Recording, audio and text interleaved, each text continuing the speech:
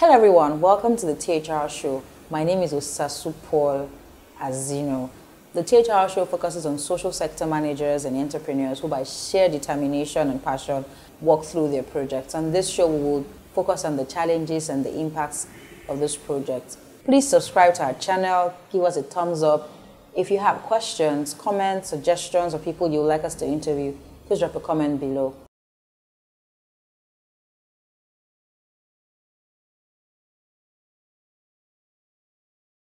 In 2015, the first time I became suicidal was in 2012. My husband has tried his best, but for some strange reason, this feeling of inadequacy is always there. I'm not good enough. I'm not smart enough. And my husband will remind me, Tonya, I thought you said in secondary school you were the head girl. I didn't remember. I forgot I was an intelligent child. Anyway, I took my children to a pharmacy.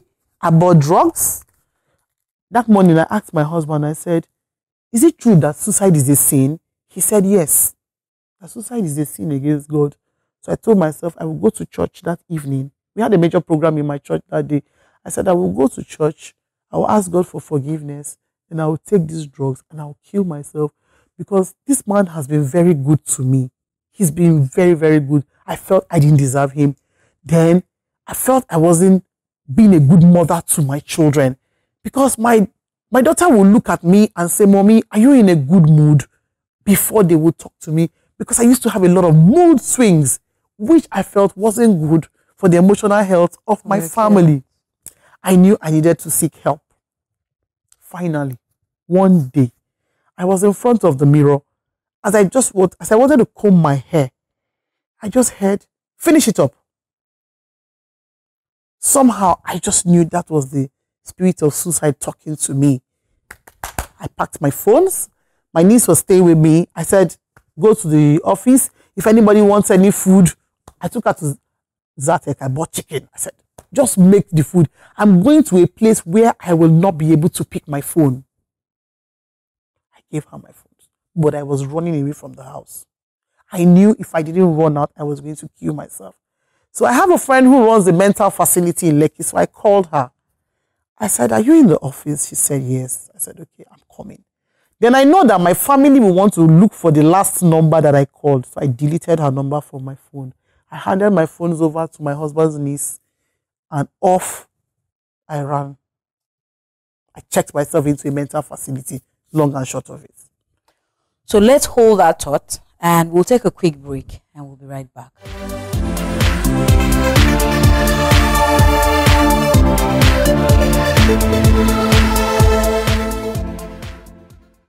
Welcome back. So before we went on the break, you were speaking about how you checked yourself into a mental institution. After that, could you tell us, because you mentioned that it was twice?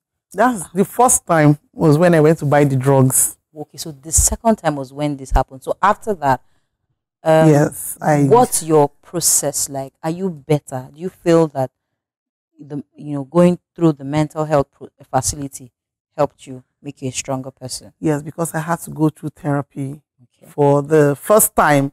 I had to in all these years. Yes, I had to go for professional counseling. Okay.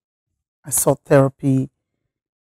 I was tired of falling in and out of depression because once it's September, what happened in September?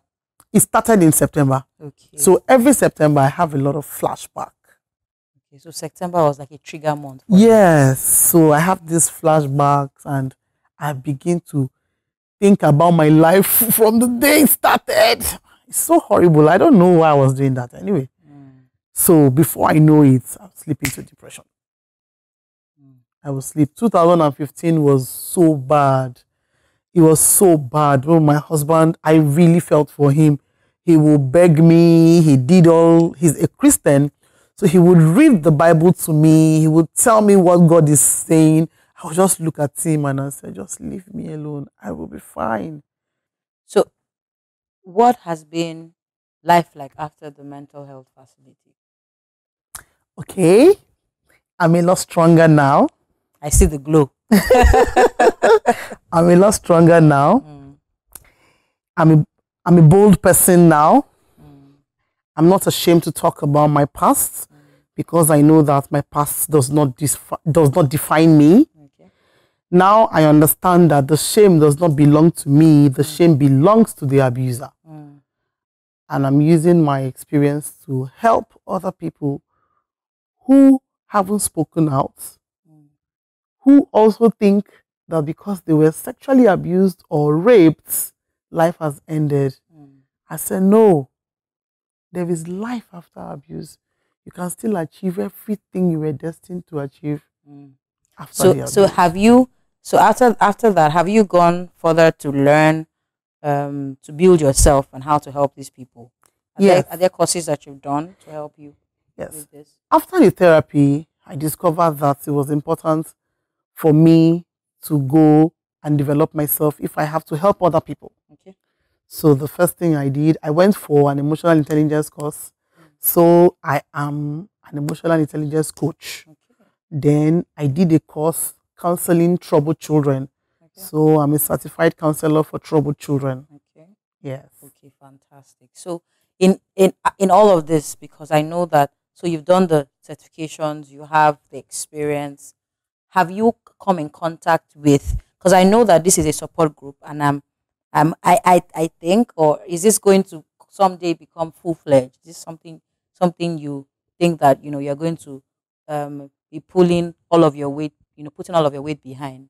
Yes. Okay, so have you encountered people that you've had to work with and had to, in terms of collaborations, now help, push them forward beyond just a support group? Have there been people like that? Could you share those experiences? Yes. Okay, sometime a year ago, I got a call from a lady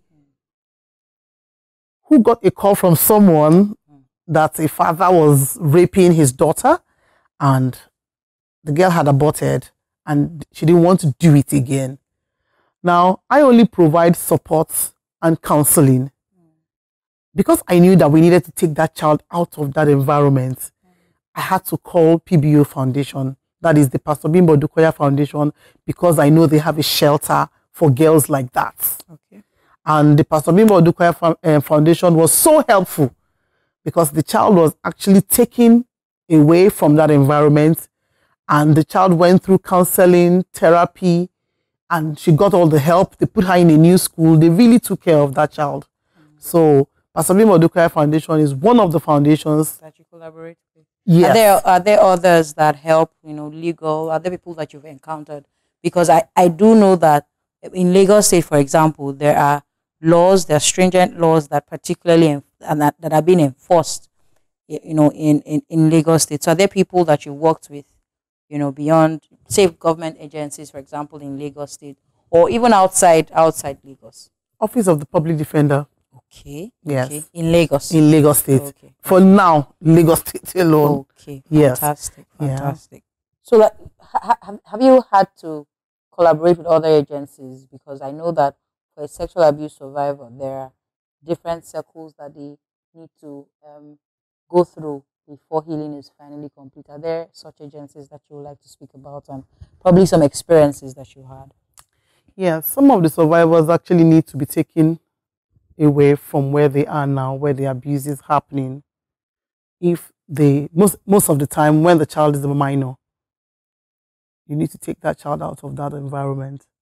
So one of the cases, this one happened sometime last year. I got a call from someone who got a call from a teacher who said her father was raping her every night and she didn't want it again. Every time she suspected she was pregnant, the man gives her drugs to take to abort the pregnancy.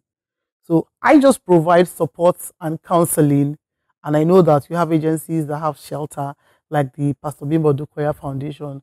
Since I knew that I didn't have the shelter to take the girl, to where to keep the girl, I got in touch with the PBO Foundation.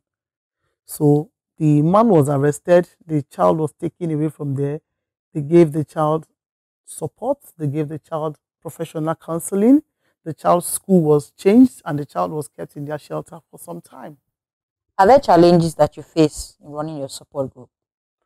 Yeah, at first we didn't have any challenge when we just started. But now, because I write on social media right now, we're beginning to get some antagonistic responses from people who think we shouldn't talk at all. People who feel that this thing, somebody said to me that, why are you talking about a subject That's a taboo. that's a taboo in the society? Why will you come and write on social media that somebody is sleeping with his daughter? These things happen, we know. I said, okay, now we know these things are happening. Nobody cares about what the victim is going through. Particularly children. You know, the damage is enormous. I can't agree less. The damage is enormous. I don't get it. I get overwhelmed every time I have to talk about this. It's really annoying. The most annoying part of it for me is when mothers will know that their children are being molested, sometimes by their fathers, and they won't say anything because they want to keep their title of Mrs. I still will never get it, and I will never understand why a woman would choose to enable an abuser. Do you have funding challenges as it is? For now, no, because we're not really a full-fledged NGO. Okay. Yes, okay. For now, no. So basically, it's just the antagonism that is the problem. Yeah. Okay, so and the verbal attacks from people I can imagine because we're a society that is silent about a lot of things, and so to be vocal about these kinds of things must attract a lot of negative. Yes, mostly when comments. You have to write. You know, Nigeria is a very religious country. When you have to write the stories based on a religion, it's really you get all the attacks. Yes, you get all the attacks. So do tell our viewers how they can reach you if they want to, you know, be a part of the support group. So if there are women or young girls who have been abused and they want to speak to somebody who has walked in their shoes, or you want to talk to mothers to, you know, help them understand that enabling spouses who abuse their children isn't entirely in their best interest. Please, your last words. Okay. If you have been sexually abused or raped and you need a friend to talk to, a friend who is not going to judge you, a friend who is not going to look down on you, a friend who has gone through that path before, you can call 080-9898-7884. And for the survivors, I want to tell you, your life does not end because you were sexually abused or raped. You have a great future ahead of you. Never forget that. And for the mothers who are enabling sexual abusers, no words. No words for you. No words. No words. So let's look at our Hall of Fame. We have iconic leaders here on our wall. I would like you to pick out one person who speaks to you and why. On your left and right behind me. Martin Luther King. I think going forward, we're just going to have Martin Luther's picture everywhere on the wall and forget about every other thing because everybody seems to relate to him. Why is it?